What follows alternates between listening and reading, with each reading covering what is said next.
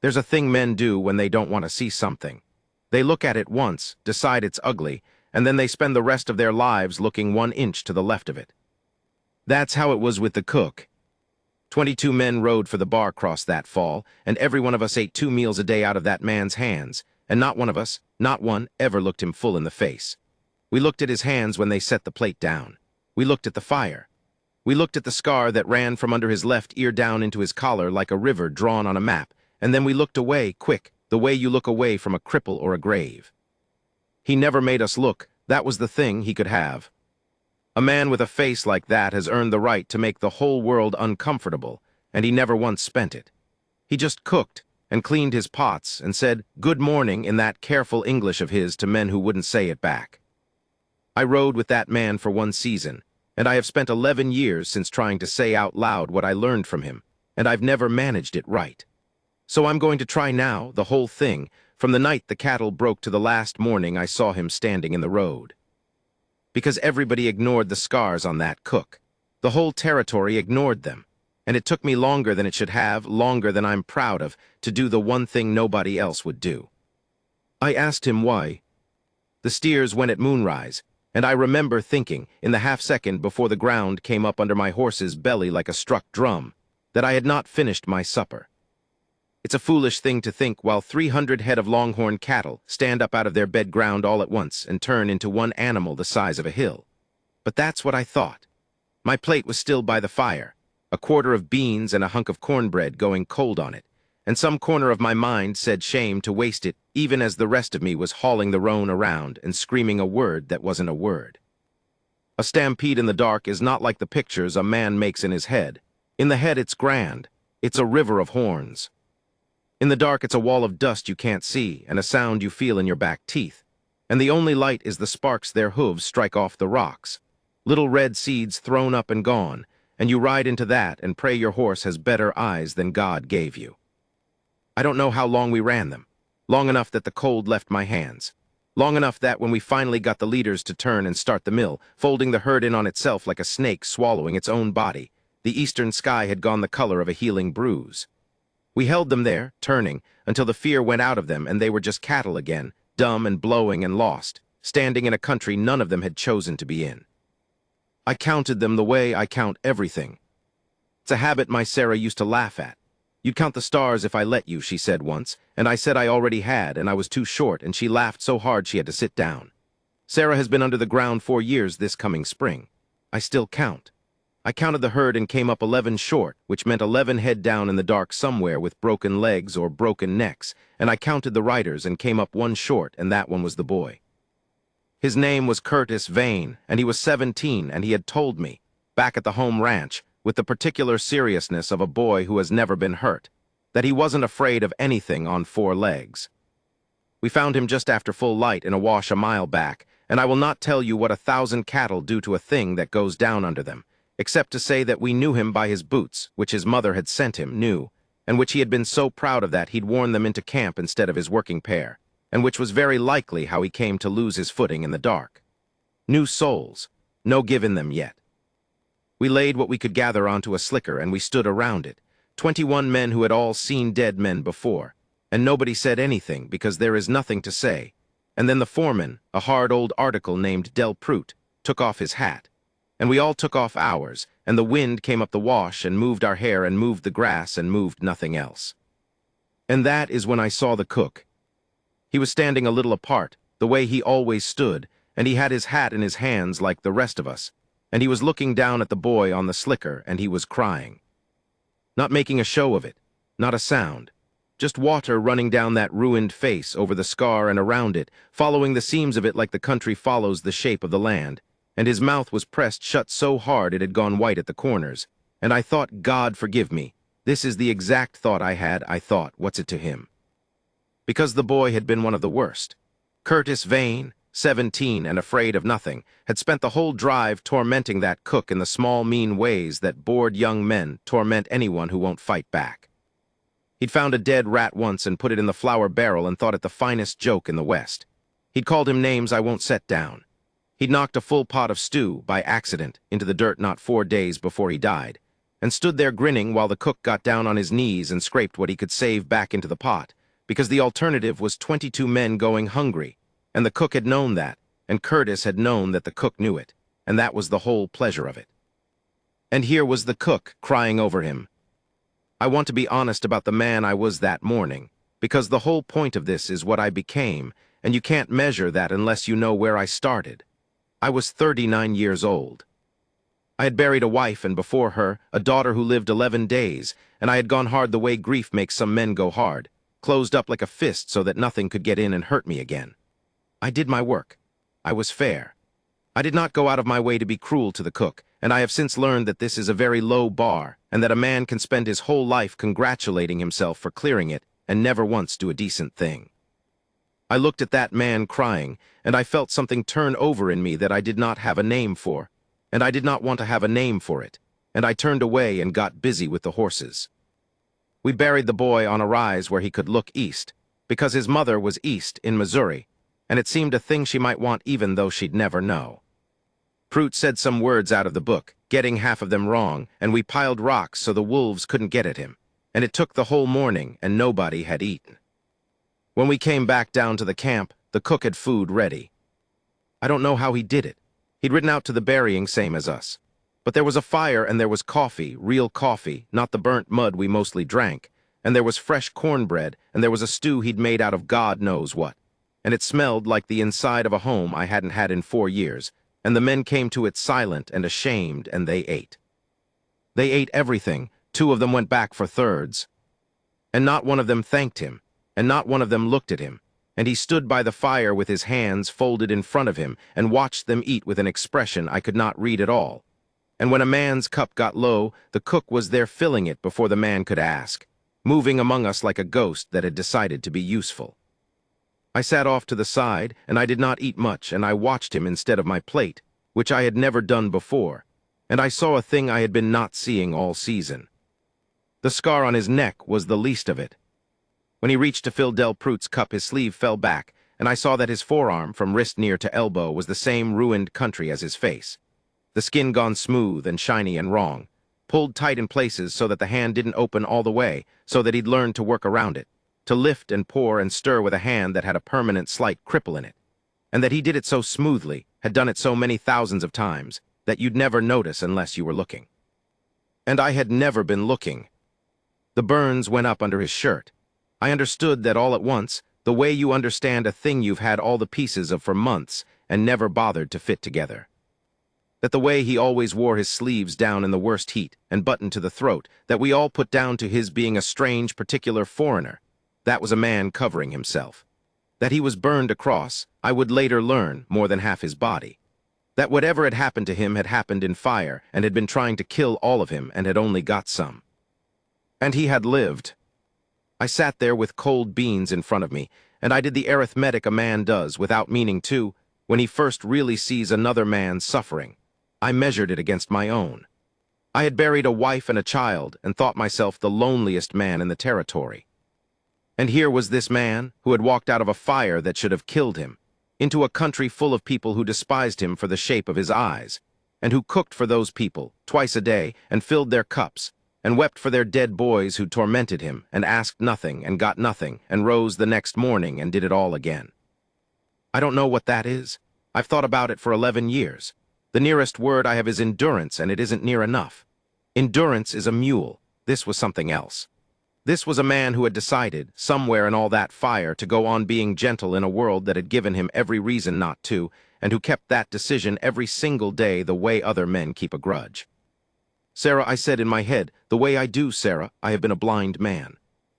That night I couldn't sleep, which was nothing new, and I got up to walk it off, which was also nothing new, and I found the cook awake too. He was sitting by the banked fire with a little tin of grease, working it into the burned hand, the crippled one, opening and closing it against the pull of the scar, slow, patient, the way you'd gentle a hurt animal. I understood I was seeing something private. I should have gone on past.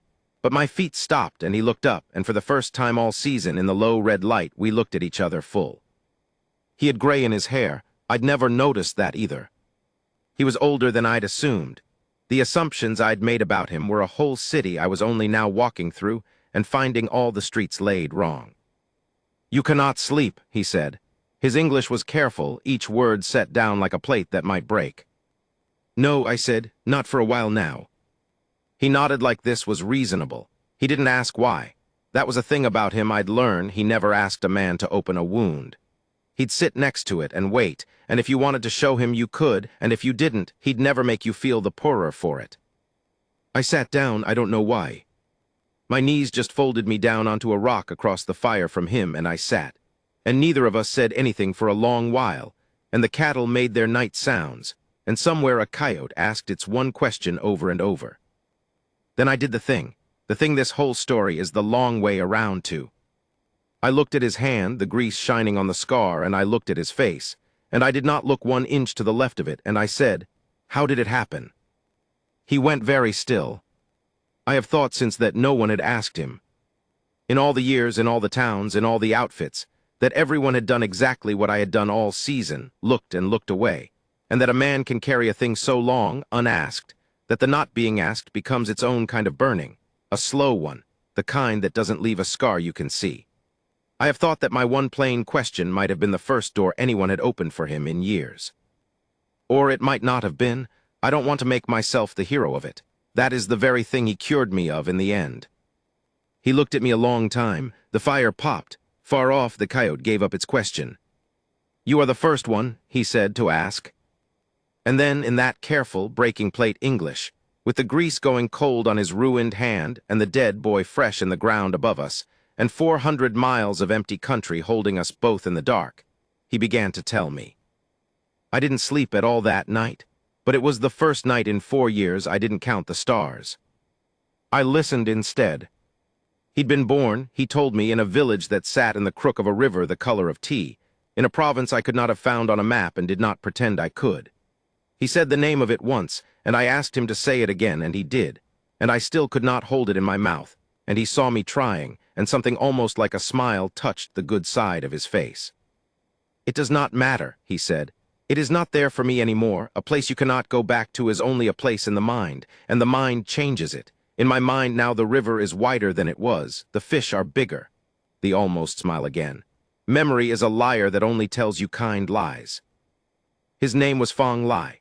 In the outfits and the rail camps and the towns they had called him Sam or Sing or John or worse, and he had answered to all of it, because a man who needs to eat learns to answer to whatever the man with the money wants to call him. But his name was Fong Lai, and his mother, he said, had called him only Lai, and he had not heard anyone say it that way in 19 years. I said it Lai, careful like him, trying to set the plate down without breaking it. He closed his eyes. He'd come over young. I won't lay out the whole of it here because he didn't lay it out for me in order. He told it the way men tell the truest things, in pieces out of sequence, circling in, but I'll set it down plain so you can follow. He came over to work the railroad, the Central Pacific, in the years they were driving the tracks east through the Sierra to meet the line coming west. There were thousands of them, Chinese men, and they did the work that killed white men and Irishmen too fast to be profitable. The powder work, the cutting of the roadbed out of sheer granite, the tunnels through the mountains, the snow. He told me about the snow. He was 17 that first winter, near enough the age of the boy we just buried, and he said that some things he had made himself forget on purpose, the way you'd cut a rotten thing out of good meat, but the snow he'd kept because it had his brother in it. His brother? This was the first I knew there'd been a brother.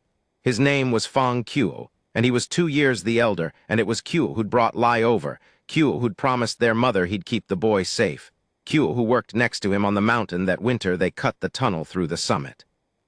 They lived under the snow that winter. I didn't believe it when he said it, and he saw I didn't, and he described it until I did, that the snow came so deep and so fast, 40 feet, 60 feet in the drifts, that the whole camp, the sheds and the mess and the mouth of the tunnel, went under it, buried, and that they dug chimneys up to the air and cut tunnels through the snow from shed to shed, and lived down there in the blue dark like something in a grave, and went on working the rock the whole time because the company did not stop for snow. The company stopped for nothing, and men died in the snowslides and were not found until spring, standing up sometimes, frozen, still holding their tools. You would go to sleep, he said, and hear the mountain move above you, a sound like a great animal turning over. And you would think, tonight it will find us. And in the morning it had not, and you were almost sorry a little because you were so tired. And then you would eat and be less sorry and go and cut the rock again. Q died in the spring, not in a slide. In the ordinary way of the powder, a shot that hung fire and then didn't, a delay that a tired man read wrong, and Lai had been 40 feet down the cut fetching a drill when it went. And he'd run back through the smoke and found what there was to find, which was not enough to bury whole. And he'd buried it anyway, on the mountain, with his own hands, in ground so hard he'd had to thaw it with fires through a night and a day. I promised our mother, he said, that I would bring him home, his bones, when I had money. I told the ground I would come back for him. He looked at his ruined hand. I have not come back. I never had the money, and then I had the money and could not, and then he stopped. You will see why when I tell the rest. I want to say something here about the way he told it, because it's the thing I can't get across and keep failing at. He told it without bitterness. That's the part that broke me, sitting there. If a man had done to me 1/10 of what the world had done to this man, I'd have spent my whole life on fire with it, and I'd have wanted everyone to know. I'd have made my grievance into a house I lived in.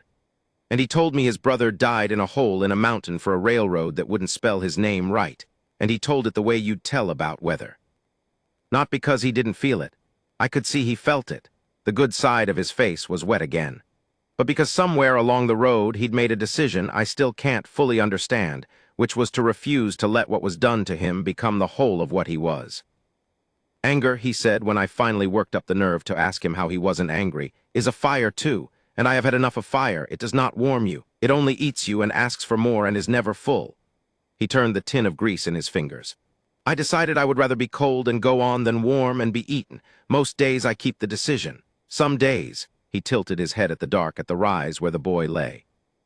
Some days a boy dies who was cruel to me, and I find I am not cold after all. I find I have been keeping the fire banked like this one all along, and it is not anger. It is only that he was a boy, and boys should not die. I didn't say anything. There wasn't anything. The fire came later, years later. He'd finished the railroad and drifted, the way they all had to drift, because when the last spike went in the country that had needed 10,000 of them suddenly wanted none of them, and the same men who'd cheered the railroad through started to talk about the Chinese the way you'd talk about a plague. He worked mines. He worked as a cook because he was good at it, and because a good cook was one of the few things a Chinese man could be that a camp would tolerate. He saved money. He was saving still for Q's bones, and for a wife, he was a man like any man. He wanted a home. He wanted the sound of children, and in a town he named for me, a mining town in the high country whose name I'll leave out because the town is still there and still proud of itself, he'd found a corner of both.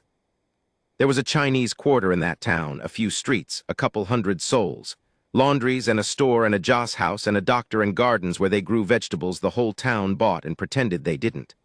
Lai had a cookhouse there, and there was a woman, her name was May, and there was, by the time of the fire, a daughter, 2 years old.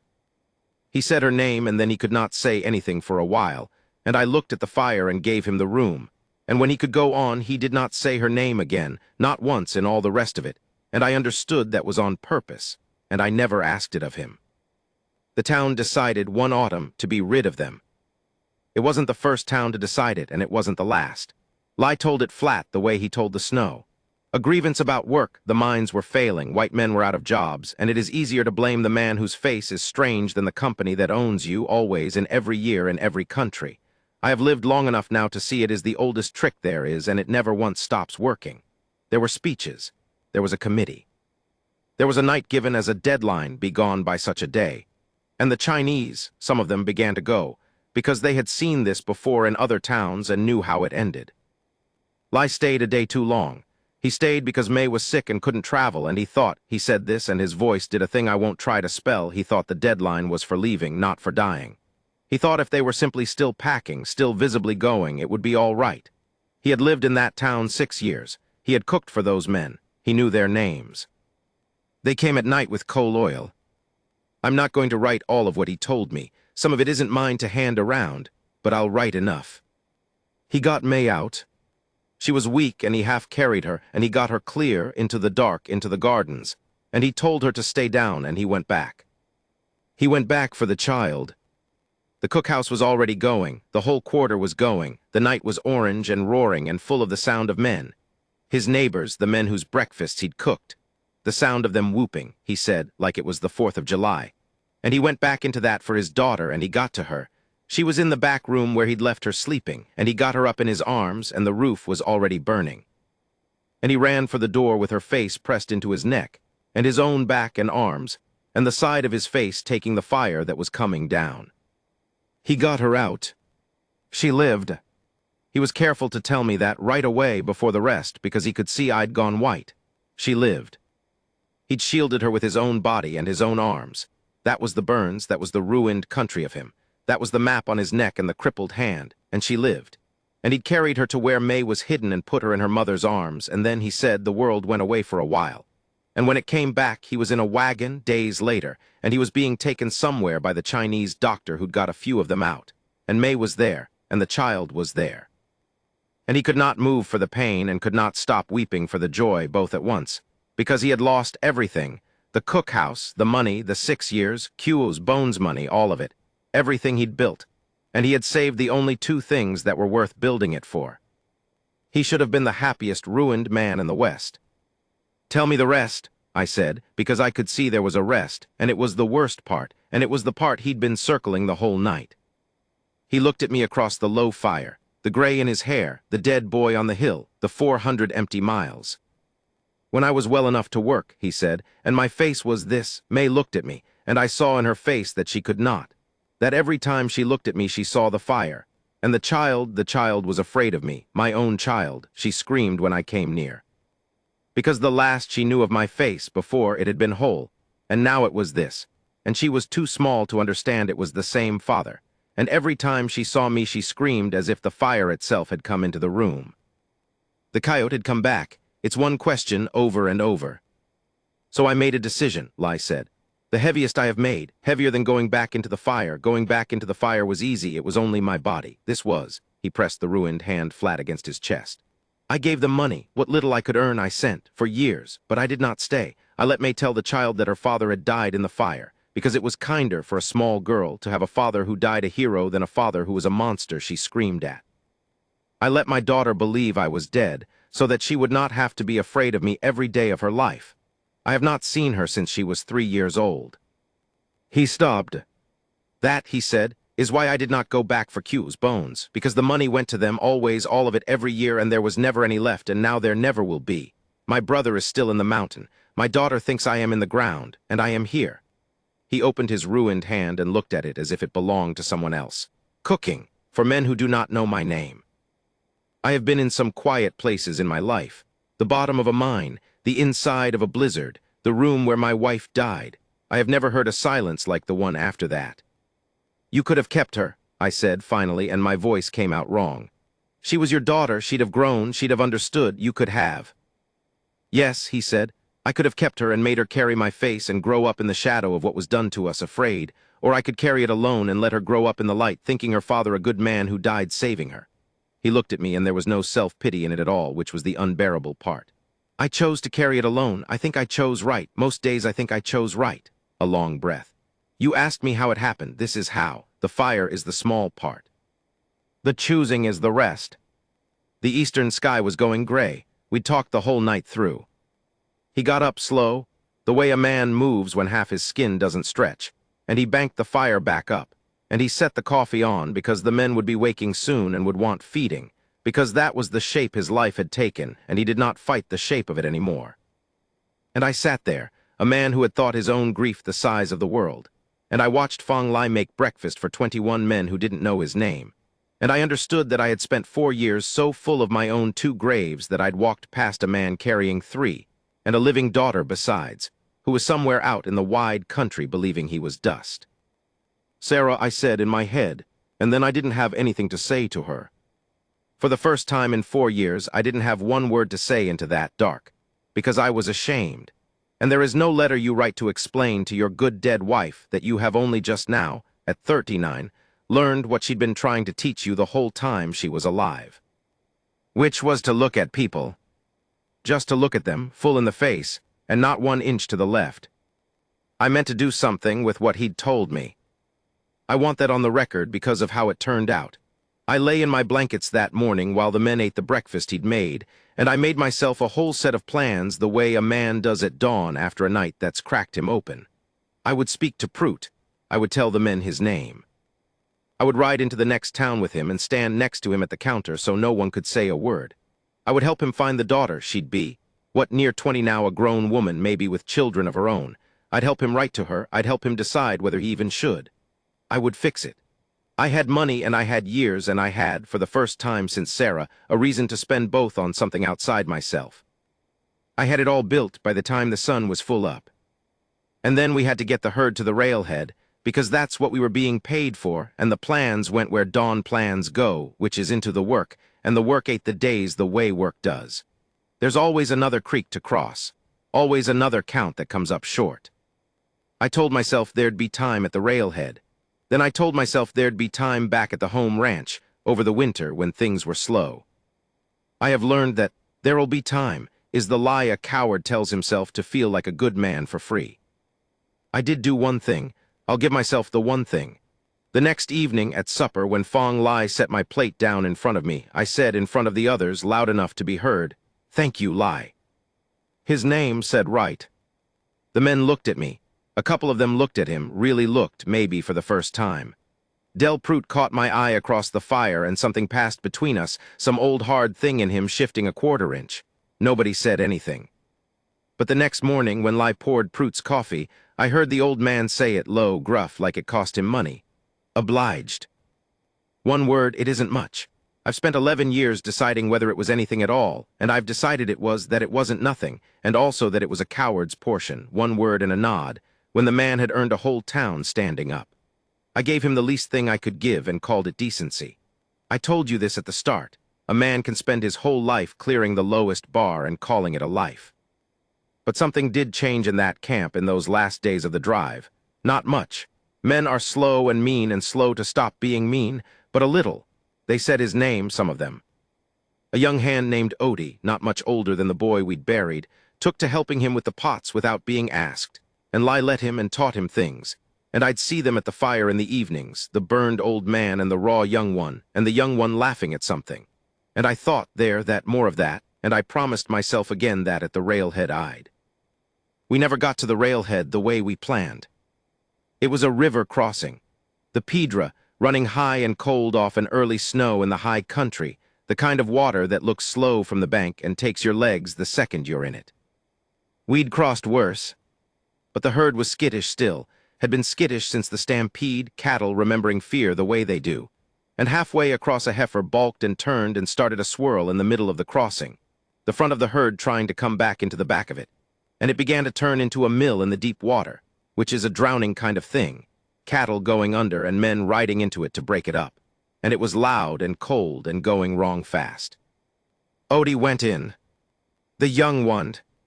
He rode into the mill to turn the leaders, and his horse went down in the current, stepped in a hole, or a steer took its legs, I never knew. And the horse came up without him and swam for the bank, and Odie did not come up, and then he did downstream too far, his hat gone, his arms going, and the current had him and was taking him toward the rocks at the bend where the whole river piled up white, and there'd be no getting him out of that alive. We were all in the wrong place. That's the plain truth of a disaster. Everyone is always in the wrong place. I was upstream fighting the mill. Prout was on the far bank. The men who might have reached him were tangled in cattle. And there was one person standing free on the near bank, on the gravel bar where he'd pulled the wagon to wait for us to cross. The cook. Fong Lai could not swim. I knew that. He'd told me that night, one of the small things in among the large ones, that he'd never learned that water frightened him, that a man who has been in a great fire is often strange about the other elements after, that he could not so much as wade a creek without his heart going. He went in after Odie anyway. I saw it. I was turned half around in my saddle in the middle of the mill, and I saw the old man drop his coat on the gravel and go into that killing water after a boy who 3 weeks before would not have said his name. Went in with that crippled hand and that ruined body and that heart that feared the water. Went in and got hold of a snag, a dead cottonwood wedged in the rocks, and worked out along it into the current, hand over ruined hand, until he was as far as it would take him, and he got there. I don't know how. I've thought about the how 10,000 times. He got there just as the current brought Odie past. and he got a fistful of the boy's shirt with that crippled hand that didn't open all the way, and he held. He held. He couldn't pull him in. He didn't have the body left for that. Too much of him was scar, too much of the strength burned out of him years ago.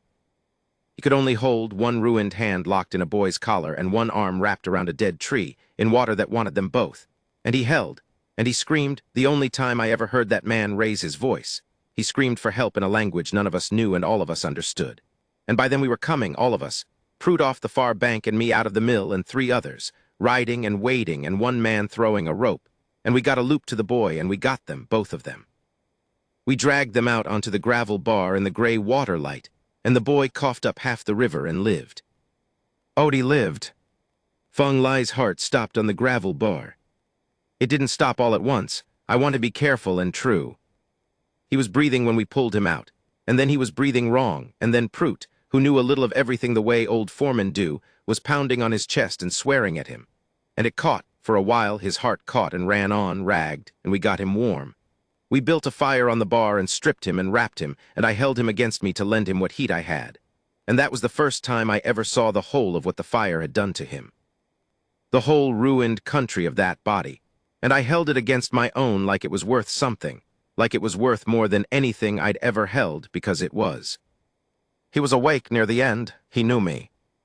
Lie, I said. Lie, you damned fool, why? He'd have called you names by Sunday. Why?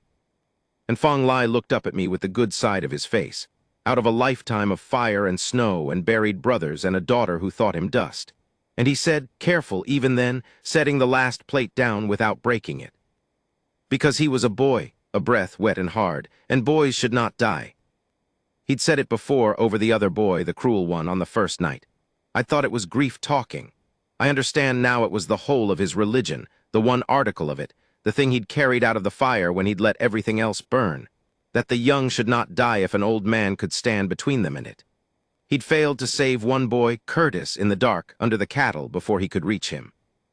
He was not going to fail a second time. He had gone into the water he feared, on the one hand he had left, to make the arithmetic come out right, just once. To save the boy he couldn't save the first time, in the body of a different boy, in a different water. I have never told him, I never got to tell him that I understood. I hope he saw it in my face. I was looking at him full. I'll say that for myself at the very end. I was looking at him full in the face, both of us, and I did not look 1 inch to the left, and I hope to God the last thing Fong Lai saw in this world was one man, finally looking straight at him and finding him beautiful.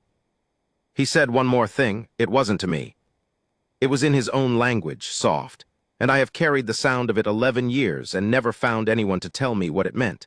And I've decided I don't want to know, because I'm afraid it might be smaller than what I've made of it, and I need it to be what I've made of it. I think it was a name. I think it was hers. We buried him on the rise above the Pedra, and this time it wasn't 21 strangers standing around a hole. This time Odie wept like the boy he was, and Del Prout read the whole passage out of the book and got none of it wrong. And every man there said the name, out loud, Fong Lai, so that the country would know who it was holding. And I put into the ground with him the only things of value I had on me, which weren't much. And one of them was a folded paper on which I'd written, because I couldn't think what else to do. The 2 facts I knew that the world had tried to erase. His name was Fong Lai. He was a good man who died saving a boy. Which is what he'd let them tell his daughter. The kind lie, except with him it wasn't a lie at all. It was only ever the plain fact, waiting 19 years for someone to say it out loud. I spent the next years looking for her. I'll tell you that much and no more because that's another story and it isn't finished, and some of it isn't mine to tell. I found the town. I found where the quarter had been a park now, with a plaque that mentions a fire and does not mention who set it. I found a trail, thin and cold, that led west, toward the coast, toward a grown woman with children who'd been raised on the story of a father who died a hero in the flames. I have a letter written. It's been written 3 years. I carry it in my coat. I haven't sent it yet because I can't decide. I turn it over the way he turned that tin of grease. Whether it's a mercy or a cruelty to walk up to a woman near 40 years old and tell her that the heroic dead father she's grieved her whole life was alive until 11 years ago. Alive and cooking 3 states over. Alive and choosing every single day to stay dead to her so she wouldn't have to be afraid. Whether she'd thank me. Whether she'd curse me. Whether there's any version of that knock on the door that leaves her better than the one she has now. I ask him, that's the foolish part, the part I'd only ever tell a stranger. I ask him the way I used to talk to Sarah. I stand out on my own place at night. I have my own place now, small but mine, and I count the stars because I count again, I count everything again. He gave me that back too somehow, and I ask him. Lie, should I knock on her door? Tell me. You made the hard choice once. Help me make it. He doesn't answer. The dead don't. I know that now better than I know anything.